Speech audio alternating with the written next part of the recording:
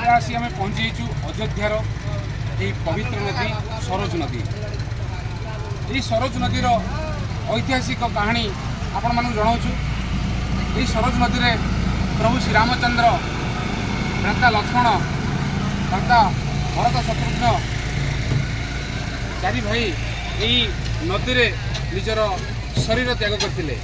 ଯେତେବେଳେ ପ୍ରଭୁ ବ୍ରହ୍ମାଙ୍କର ନିର୍ଦ୍ଦେଶ ଆସିଲା ଯେ ଧରାପୃଷ୍ଠରେ ତୁମର କାର୍ଯ୍ୟ ସରିଯାଇଛି ଏବଂ ବହୁତ ବିଳମ୍ବ ହୋଇଯାଇଛି, ଏବେ ତୁମେ ଦେହ ତ୍ୟାଗ କର ଏବଂ ଆମ ପାଖକୁ ପଳାଇ ଆସ।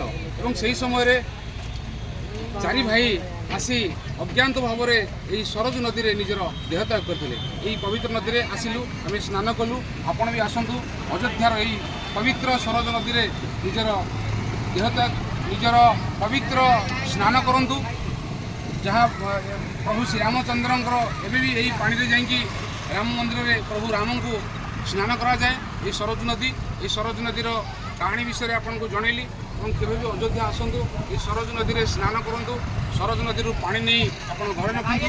ପବିତ୍ର ନଦୀ, ଏହି ପବିତ୍ର ନଦୀରେ ଆପଣ ସ୍ନାନ କଲେ ମହାପୁଣ୍ୟ ଲାଭ କରିବେ। ଜୟ ଶ୍ରୀରାମ।